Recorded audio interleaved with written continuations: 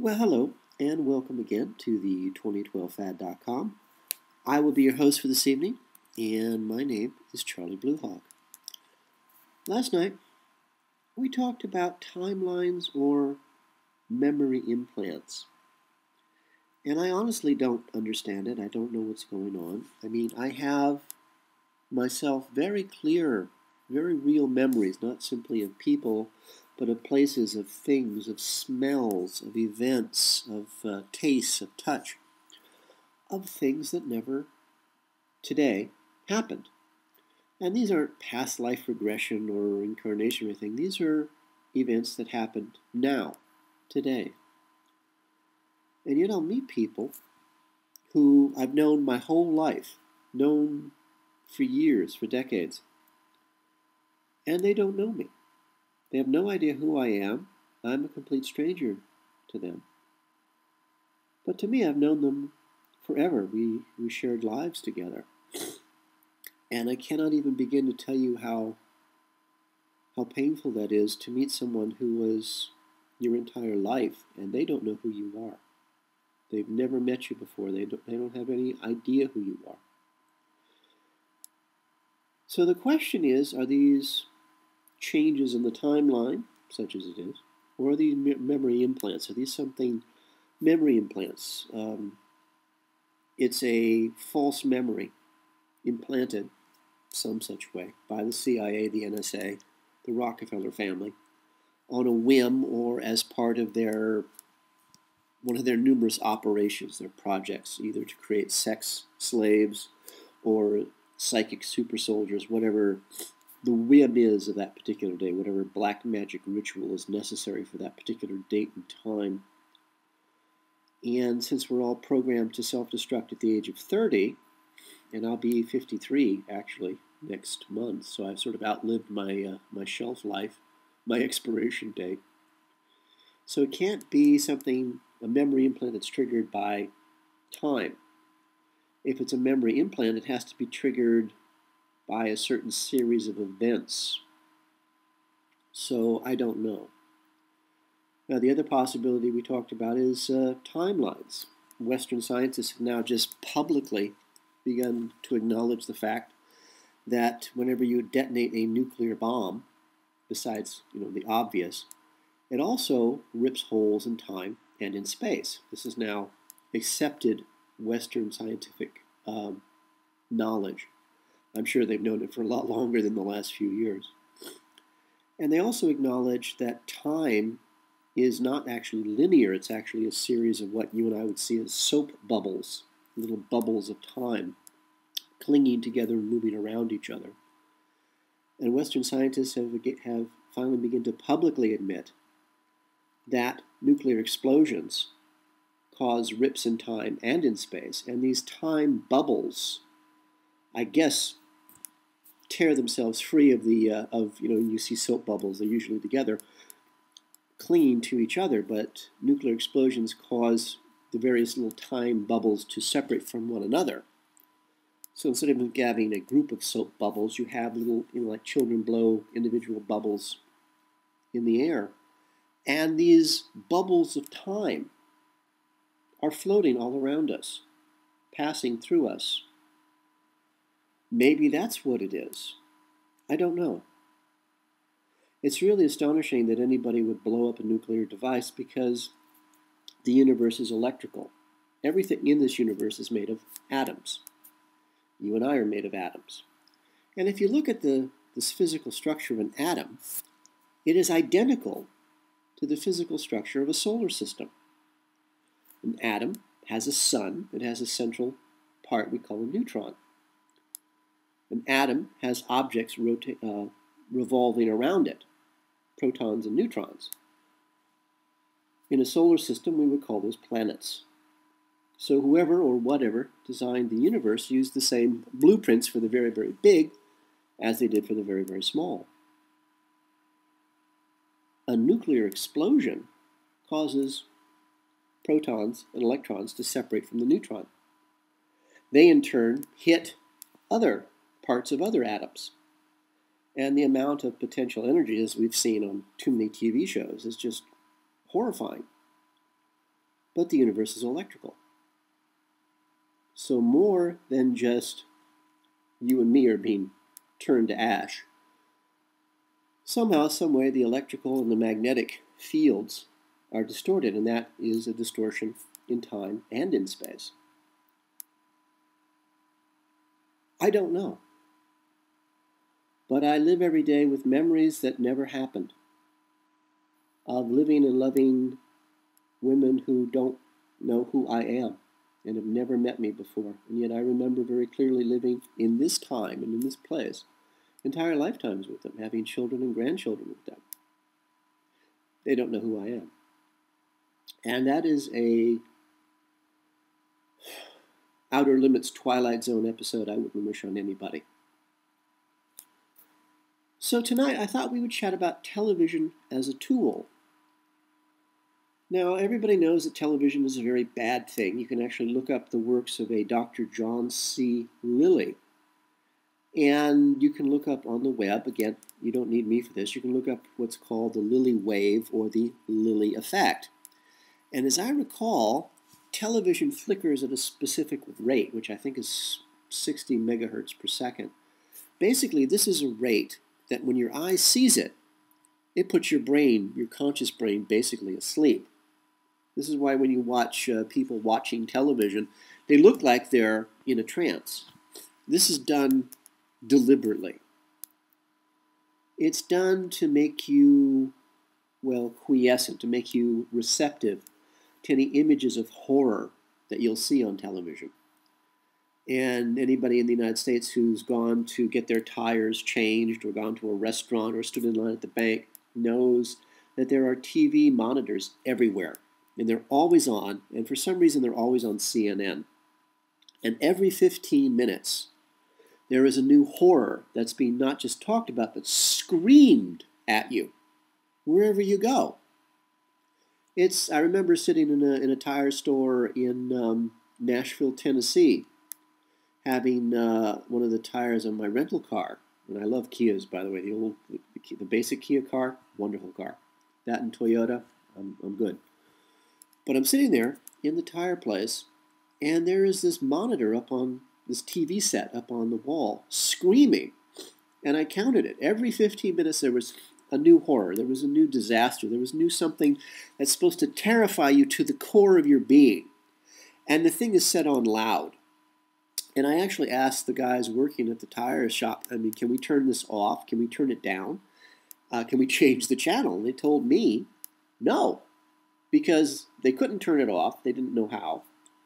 They weren't allowed to turn it off, and somebody had hidden the remote control. So it was always on. There was nothing they could do about it. So the only thing I could do is go take a walk around the shopping center waiting for them to fix the tire. But television's a tool.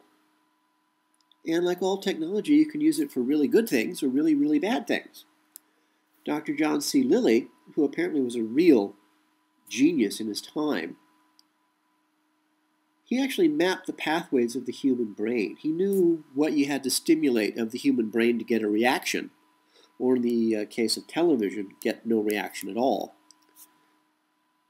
Interesting fellow. Look up the Lilly wave, the Lilly effect, and it will tell you how television puts you to sleep and allows our masters to program us.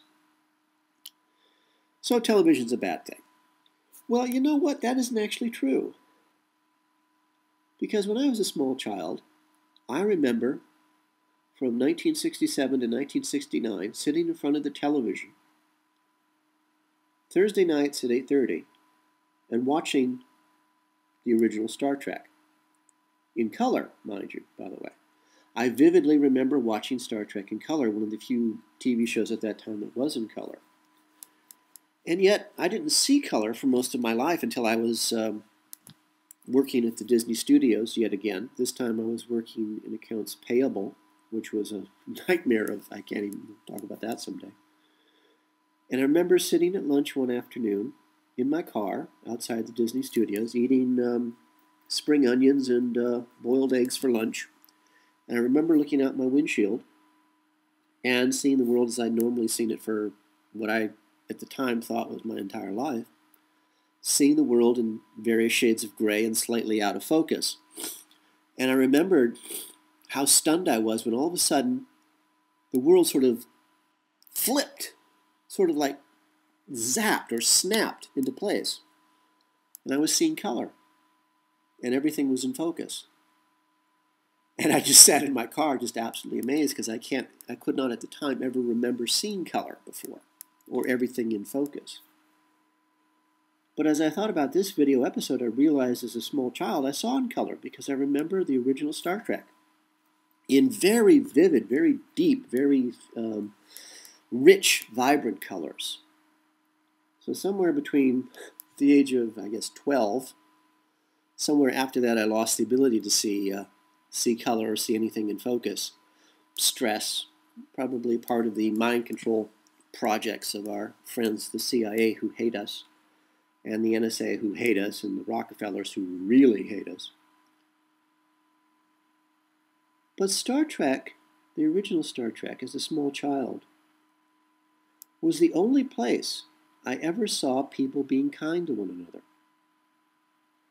It was the only place I ever saw intelligence as being a good thing. It was the only time I ever saw people being nice to each other. I never saw it in my own existence. I can't say life because I'll be 53 next month and I'm still not alive. But for me, Star Trek, the original Star Trek, was such an instrument of good. The original Star Trek gave us a vision of not just the future, but of our own existence. We could actually be nice to each other. And we'd be appreciated for that. We didn't have to hurt each other. We didn't have to be cruel to each other. We didn't have to beat each other senseless just to get through the day. We could actually just talk. And we could listen. I notice that most people, they talk, but they don't listen. They don't listen to each other, and they certainly don't even listen to themselves. They don't listen to their bodies. They don't listen to the world around them. A friend of mine at JPL, somehow, she's very famous, she met, that's how she did it, I guess, she met the son of Gene Roddenberry, the fellow who created Star Trek, and she knew my story, so she introduced me to him, Eugene. Very nice fella, he and his business manager. We chatted, and they were making a movie at the time about Gene Roddenberry, Eugene's father. And they allowed me to go on camera and talk about this. And so I felt finally I'd repaid my debt to Gene Roddenberry because it never occurred to me how old he was at the time. And I should have sent him at least a letter. I had seen him at a Star Trek convention once, and I was just like speechless as he spoke. But I never wrote him a letter to say just thank you. So his son, Eugene, after Gene Roddenberry died, allowed me on camera, and I hope someday he produces this documentary of his. And it gave me the chance to say thank you to his dad, who's no longer here.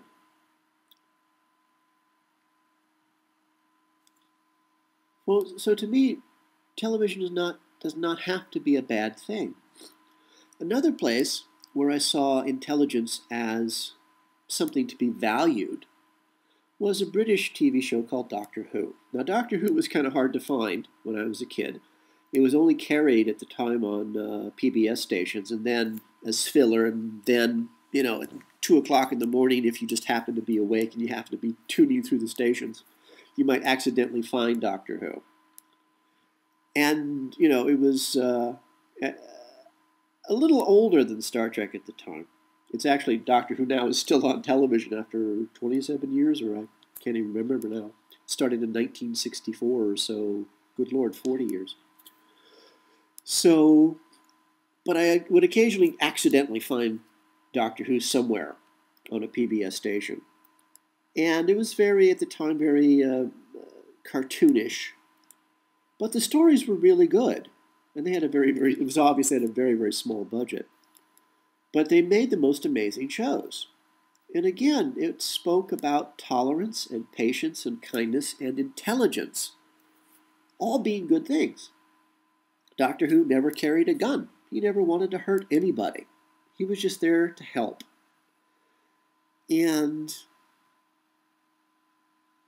again, it was the only place I saw people actually caring about each other, actually trying to help each other, actually being kind to one another because it was the right thing to do. On Star Trek and on Doctor Who, they did the right thing because it was the right thing to do. Not because they would get awards for it, not because they'd get medals, not because, they'd get a parade. They did the right thing because it was the right thing to do. And, of course, I received quite a few more beatings from the families I lived with whenever I mentioned, wouldn't it be nice if we could be kind to each other?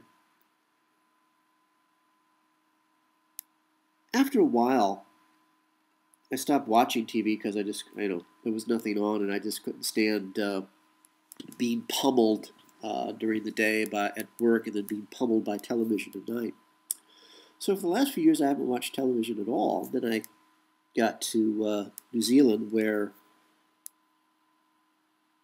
the amount of abuse was beyond anything that I thought could actually exist in this dimension and still be here. The level of fear in the New Zealand culture.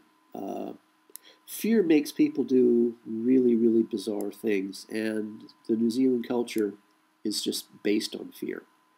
Because for the last 40 years, the best and the brightest of the New Zealand people have fled the country never to return. So if the best and the brightest of your people, the intelligent people, have left, who does that leave behind? It leaves behind the morons, and morons live in a state of constant fear, constant terror. They're afraid that people will discover that they don't know anything at all. And there's nothing wrong with not knowing. The problem with not knowing is saying, I don't know, can you help me? And New Zealanders can't do that. And so they react to everything based on just gibbering madness, terror of anything new, anything different, anything that isn't them. And they also turn on each other. And so I discovered, of course, DVDs. I had a lot of DVDs. And so I lived on my DVD collection. I just couldn't deal with the hatred of the New Zealanders anymore. But then I got to Europe when I fled New Zealand and left pretty much everything in the world that I had behind. Either thrown away, given away, or sold for nothing. It's a whole industry in New Zealand, robbing and raping foreigners. I got to Europe, and I landed in Prague in the Czech Republic, and I was staying at a hostel, and I had my old laptop with me, and a fellow said, you know you can watch TV online? I said, no. And he hooked me up with some websites where I could actually watch TV shows. And I discovered something quite astonishing, to me at least, but there were television shows being run today that actually spoke about the same thing Star Trek and Doctor Who were speaking of like 40 years ago. They were talking about not necessarily the kindness or compassion, they were talking about the truth. And there was a TV show I remember back, I think in the 80s, called V. And it was a show about aliens coming to Earth who wore suits made out of, I guess, plastic that made them look like human beings, but actually underneath they were lizard people. And knowing what I know about the world today, I find that quite kind of astonishing that that would even be spoken of. Because so many people talk about our masters coming from a different world and them being what Doctor Who way back when called Silurians. But then V, the TV show, was re-released in what looked to me like 2010, same theme. Aliens coming to Earth wearing skin suits that made them look like human beings, but underneath they were lizards, and they ate people. And I was quite astonished by that. Because, and I'm sorry to say this, but our masters eat human beings. Whether you think our masters are lizard people or not, our masters actually rape, eat, skin small children. Now that's a horrifying thing to say. I mean, even as I say it, my mind just sort of shuts off, just hearing the words come out of my own mouth. But here was a television show, I guess made in 2010, talking about this very concept. Humans being cattle, where we heard that word before. Humans being collected as food. I was quite astonished to see that on television. There's another show that I've caught a couple of episodes of online called Dark Skies.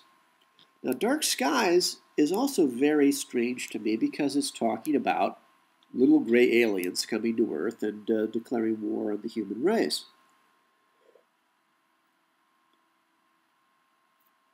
From what the rumors I've heard from various CIA thugs and bullies and agents I've known, Dark Skies is mostly kind of sort of the truth, but it's being slanted. And I haven't seen enough of the show to really know where it's going. But it's got a very slanted view of history. And again, I'm amazed that this is on television. A long time ago, there was an actor by the name of Roy Finnis. He was cast in a TV show called The Invaders, which I think it lasted maybe one season. It was very authentic. It was very real. And if you have a chance, try to find it. It's called The Invaders with Roy Finnis. I think it's back in the 60s. It didn't last very long because back then, to tell the truth, well, it was a bad thing. So I'm stunned that today you can actually tell the truth or versions of the truth on television and actually get away with that without being killed, your family killed, your pets killed, your friends killed, their families killed. But it's very interesting to me. So it was a mistake for me to stop watching television all those years ago. So I strongly advise you, if I may, pay attention to what's on television. Because what's on television is our master's way of preparing us for whatever plans they have. Try to get it on DVD. Try to watch it on the web. Hopefully the Lily wave effect will not transfer through your PC monitor. But then again, I don't know. But to stop watching TV is a mistake, I discovered. You need to see what's being talked about so you know what they are planning, what they're thinking about. And actually watching TV and being aware of the effect it can have on you is very important. So again, try to watch it on your computer, and we'll hope that the Lily wave, the Lily effect, does not translate through your LED screen. An ancient culture that we are or were based on was in Ireland many years ago.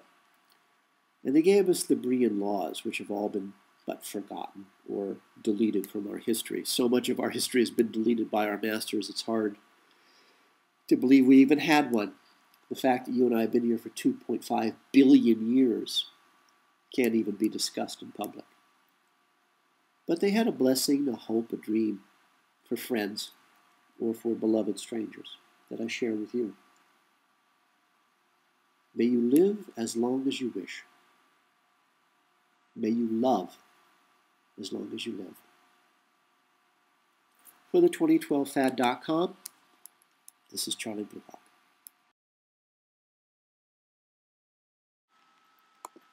The 2012 Fad is brought to you by Coffee and Blood, Love Letters Between the Dead, a series of 5 erotica horror novels about a fallen angel finding his way back to regain his own soul, and how the CIA war against the human race, their black magic, captures and traps him in the body of a mind-controlled slave designed to hunt down and to kill their god, their Satan.